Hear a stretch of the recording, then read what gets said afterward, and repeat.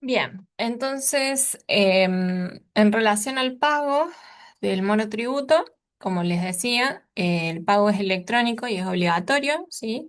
Se paga mensualmente y el vencimiento son todos los días 20 de cada mes, ¿sí?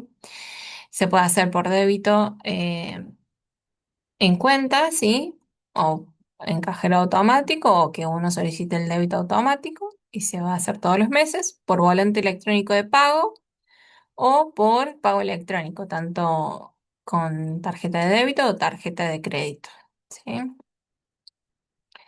Em, Había un beneficio de reintegro que la verdad que no sé si sigue estando vigente, que si uno adhería al débito automático por 12 meses, se le reintegraba la parte impositiva de un mes. Solo la parte impositiva, no la parte de jubilación y obra social.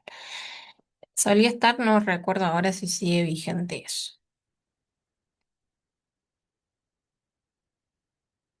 Bien. Em, Bueno, esto que hablábamos en documentos comerciales, el monotributista emite factura C electrónica, ¿sí? Y tiene también, igual que el responsable inscripto, está obligado a tener un talonario manual de resguardo, ¿sí? O sea, uno va a emitir la factura o por la aplicación o por la compu, y a su vez va a tener que tener un talonario que lo solicita la imprenta, que va a necesitar una autorización de impresión que se llama CAI, em, para cuando uno no puede emitir una factura electrónica y el cliente le pide que le emita la factura, le puede dar una factura de manual de resguardo. ¿Sí? La verdad es que, bueno, es obligatorio hasta, no sé, hace un año. Sí, un año o dos ya, que no veo que que no hagan inspecciones solicitando eso, pero bueno, hasta hace un tiempo atrás solicitaban tener la factura en el local de resguardo, y si no te ponían multa.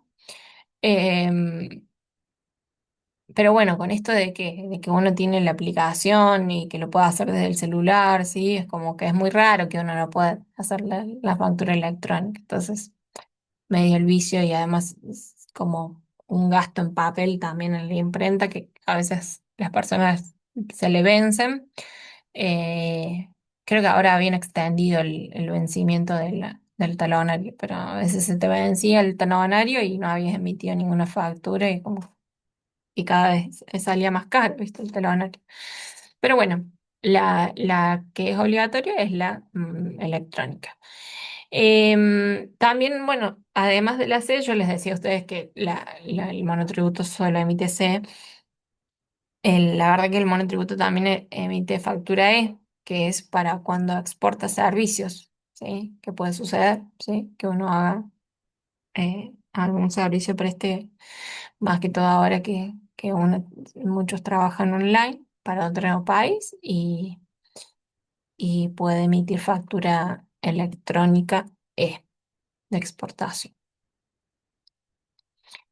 Bien, el data fiscal, ¿sí? Que es este formulario 960, es un formulario interactivo que lleva impreso un código de respuesta rápida QR que te permite conocer el comportamiento fiscal de un comercio, tanto al consumidor como al público en general. Debe estar exhibido por cada domicilio comercial y la no exhibición será sancionada con cláusulas. Y esto sí lo solicitan las inspecciones, se solicita que el formulario 960 esté expuesto y que esté actualizado y que esté impreso en color. ¿Sí?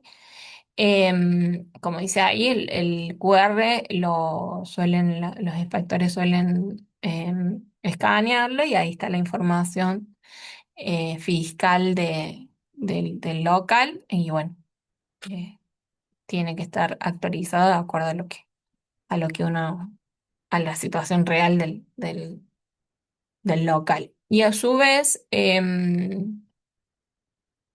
se solicita, bueno, dentro de los datos que tiene el formulario, em, también se solicitaba esto de los medios de pago, ¿sí? Porque bueno, ahora es como muy común con las billeteras virtuales siempre tener alguna opción de transferencia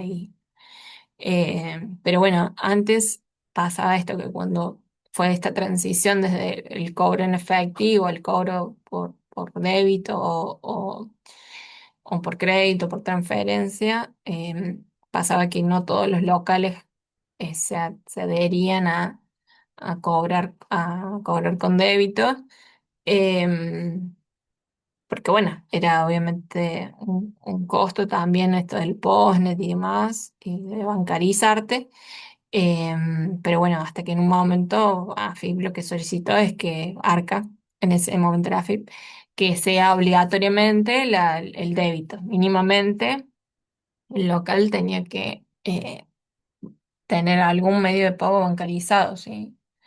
Em, pero bueno, también se solucionó eso con el tema de las billeteras virtuales. Y bueno, eso también es que después lo vamos a ver en costeos, varía mucho, ¿sí? Y cada vez tener más opciones también es analizar el costo financiero de cada una, esto de cobrar con débito, con crédito, eh, cada, cada, cada forma tiene su costo y hay que analizarlo e incluirlo dentro del precio de los productos. Bien. La constancia de inscripción, sí, esto se utiliza mucho a nivel para hacer trámites, sí, para las habilitaciones, para el alta de la cuenta bancaria, sí, te lo solicitan proveedores, para distintos trámites, uno tiene que tener la constancia de inscripción o de opción en el caso del monotributo en donde, bueno, va a estar los datos de la persona, el quit, el domicilio, va a aparecer la categoría a la que estoy encuadrada, va a aparecer en qué provincia voy a estar dada de alta en ingresos brutos, ¿sí? Si tengo alguna inscripción a nivel municipal también, y me va a aparecer la actividad principal que realizo, ¿sí? Entonces, como toda la información fiscal eh, en un solo formulario que, que bueno, que es de a título como informativo, o sea, para los terceros más que todos. Bueno, dentro de la app de Arca, mi monotributo, ¿qué podemos ver? Podemos verificar el estado de la cuenta, ¿sí? Podemos hacer la recategorización o cambiar de categoría, modificar los datos personales, emitir los comprobantes de venta electrónicos, ¿sí? Es como muy completa ahí la aplicación y podemos hacer todos los trámites por ahí si es que la computadora se nos es más difícil de manejar, ¿sí? Se puede hacer todo desde la aplicación. Em, y luego vamos a tener, esto que les decía, cada 6 meses vamos a tener una recategorización, ¿sí? O sea que obligatoriamente cada 6 meses lo que te pide AFIP o ARCA te va a pedir que eh, analices tus parámetros, ¿sí? Y si hubo alguna modificación en los últimos 12 meses, vas a tener que informar esa modificación y cambiar de categoría, ¿sí? Entonces vos vas a analizar, te va a pedir que sumes toda la facturación del año para atrás, ¿sí? Em, y informes los ingresos, la facturación, el consumo de la energía eléctrica, los alquileres que se devengaron, la suma, todo anual, todo anualizado y la superficie afectada de la actividad, ¿sí? Porque también puede ser de que haya alguna modificación en ese parámetro, ¿sí? Entonces vas a ir cargando en la recategorización todos esos datos y ya automáticamente el sistema te va a decir, bueno, de acuerdo a tus ingresos, a la energía eléctrica, los alquileres y a la superficie afectada, tu categoría va a ser tal, ¿sí? Puede que te diga que no excediste los parámetros de tu categoría actual y vayas a seguir en la misma categoría, o que sí se haya hecho una modificación y que tengas que subir de categoría. También puede pasar de que la recategorización te dé que vos bajes de categoría, ¿sí? Nosotros, como contadores, no recomendamos tanto el tema de la baja de categoría, solo en los casos, en casos excepcionales en que sí es real que hubo una baja en el nivel de actividad, ¿sí? Y bueno, y también es real que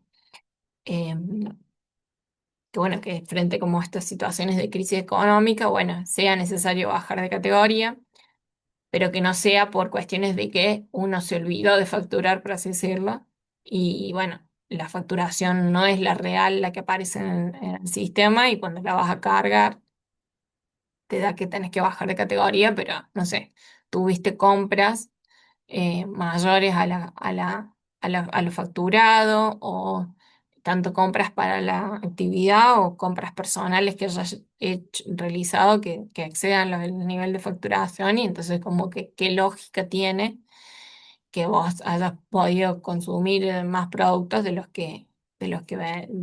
monto de ingresos que tenés, ¿sí?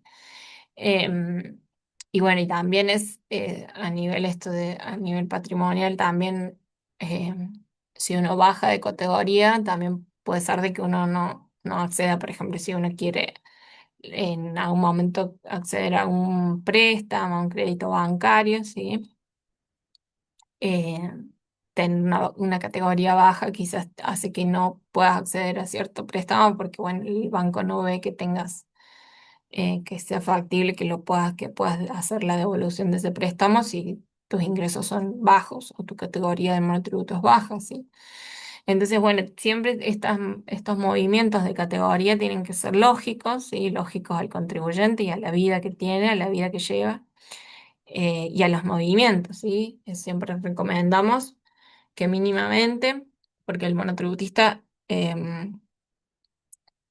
como que la parte de facturar y de llevar al día el monotributo le cuesta como tener esa disciplina, y o le da miedo si está facturando mucho, qué sé yo, obviamente quedarse fuera del régimen.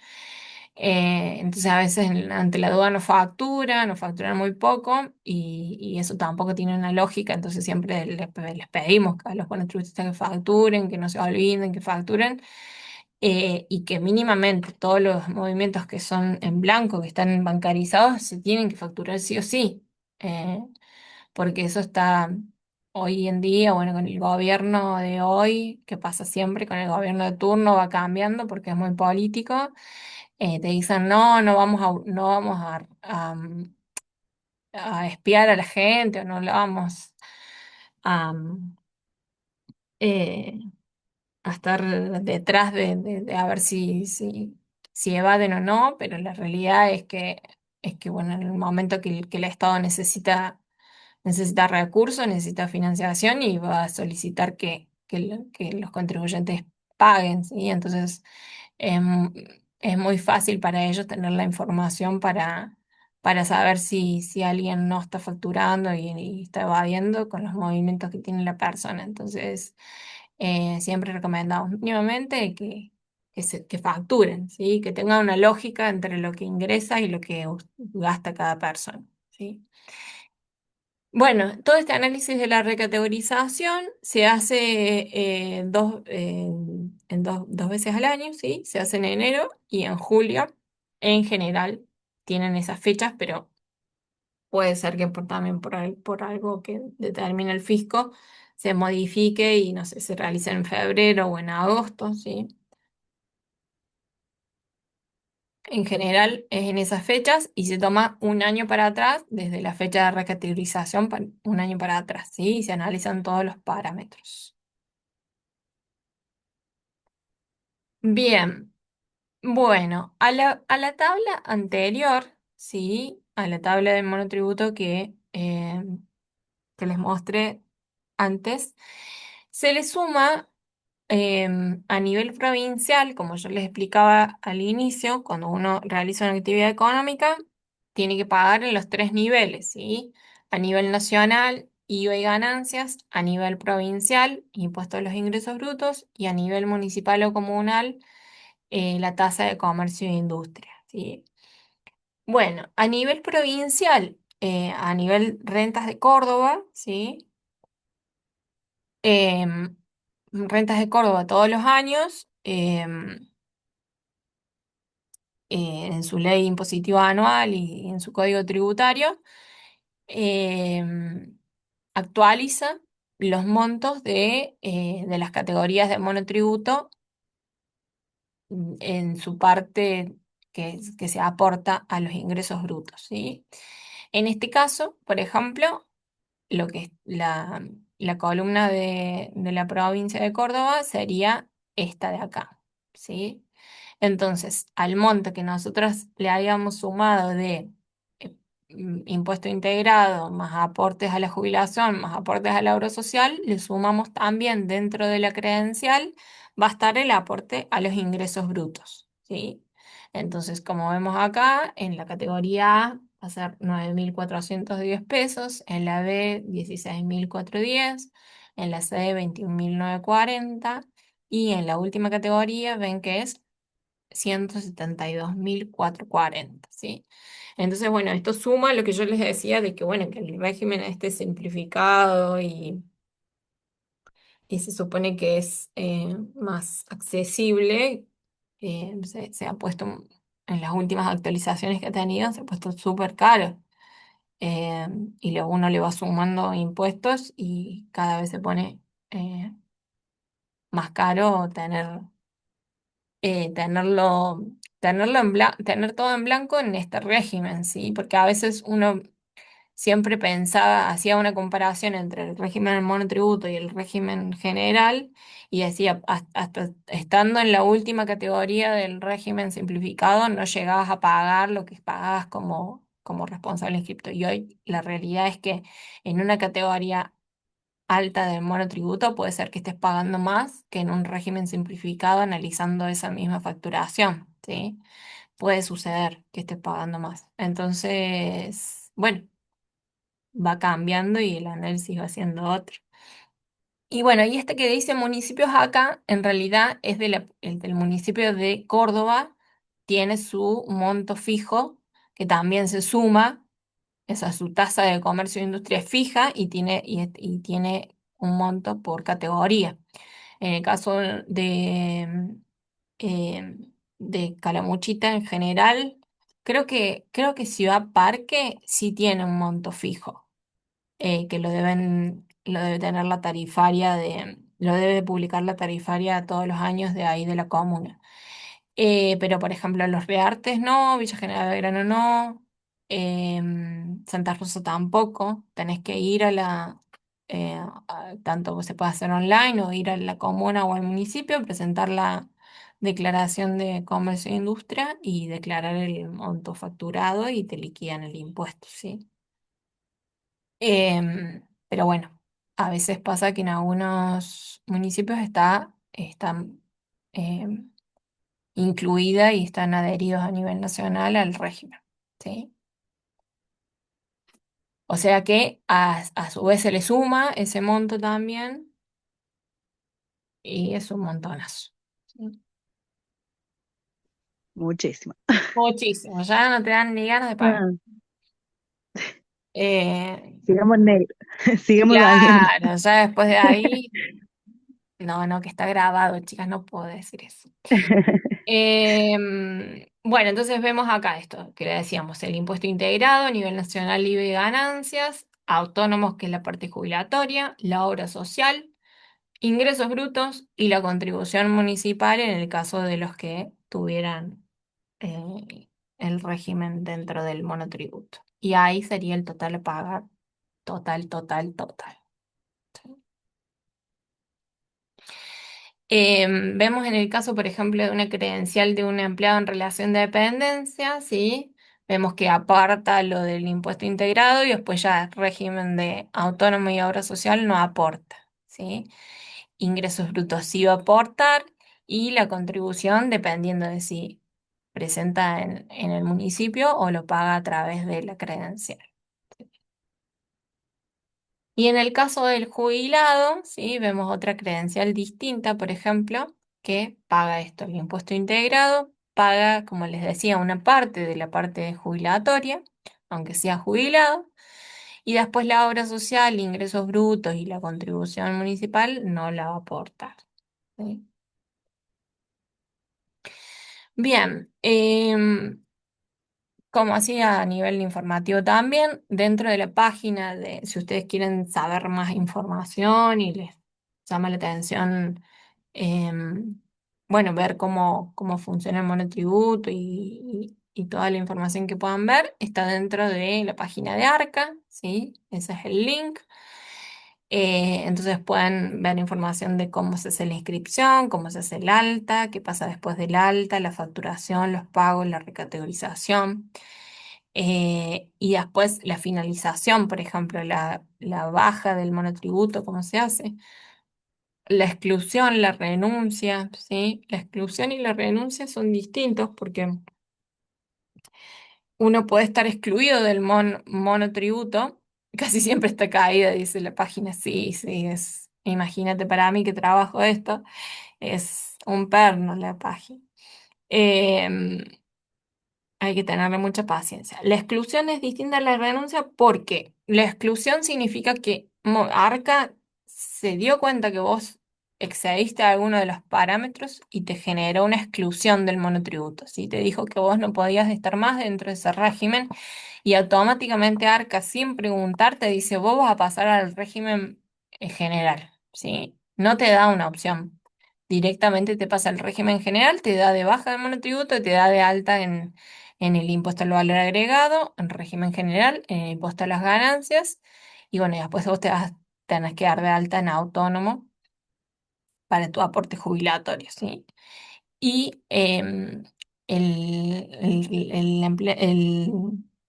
trabajador independiente como responsable inscripto no tiene aporte de obra social, sí o sí va a una prepaga, ¿sí? No tengo una obra social sindical a la que yo puedo aportar, sí o sí me tengo que ir a una prepaga. Eso es bastante injusto también para el responsable inscripto. En cambio, la renuncia significa que yo opto por renunciar al monotributo, o sea, yo le digo a Arca que bueno, que me excedí, bueno, mi facturación excedió los topes o el precio del producto o la superficie o lo que sea, el parámetro que sea que hace que me vaya fuera del régimen y paso a ser responsable inscripto por renuncia. ¿Sí? Es distinto a la exclusión. Y la baja significa que me doy de baja, ¿sí? Que directamente no voy a realizar más actividad económica y me doy de baja. ¿Sí? En esos casos son distintos. Así que bueno, toda la info creo que estamos en hora, del monotributo lo pueden ver ahí. Y bueno, y el miércoles vamos a hacer la clave fiscal. Si no tienen clave fiscal, vamos a hacer la práctica de hacer su clave fiscal y vamos a chusmear un poco la página para que ustedes vean cómo es, cómo funciona y qué puedan ver dentro de la página, que es bastante interesante también. Em, Así que bueno, si tienen alguna duda me avisan. Y les había comentado el miércoles pasado que de ahora en más, por un par de miércoles, no sé cuántos, ya les voy a decir bien, vamos a tener 3 horas de clase, porque la idea, tenemos que cumplir con 70 horas em, antes de noviembre, ¿sí? De que finalice el curso. El curso finaliza a fin de noviembre. Entonces, para que no se nos vaya más tiempo y que el curso tenga que ser hasta diciembre, que es un mes complicado de cierre, de finalización de un montón de cosas, queremos hacerlo que sea antes de noviembre. El fin, vamos a hacer media horita más los miércoles, entonces nos quedaríamos hasta las 9. Creo que son 4 o 5 miércoles. Y con eso ya cubrimos las horas. Em, ¿Y qué más? Y bueno, y seguiríamos juntándonos a las 6 en el aula virtual, ¿sí? Porque está bueno. Vamos a ir, vamos viendo teórico y vamos aplicando las cosas en la compu, entonces es como más dinámico ahí. Además, como somos poquitos, ya queda como cómodo y el horario también no se hace tan largo. ¿Sí? Así que, bueno, nos vemos el miércoles si no hay más nada para ver. Nos vemos el miércoles. Listo, Gracias. profe, gracias. Descansen. Chau, chau, descansen. Chao. Gracias, Dios, nos vemos.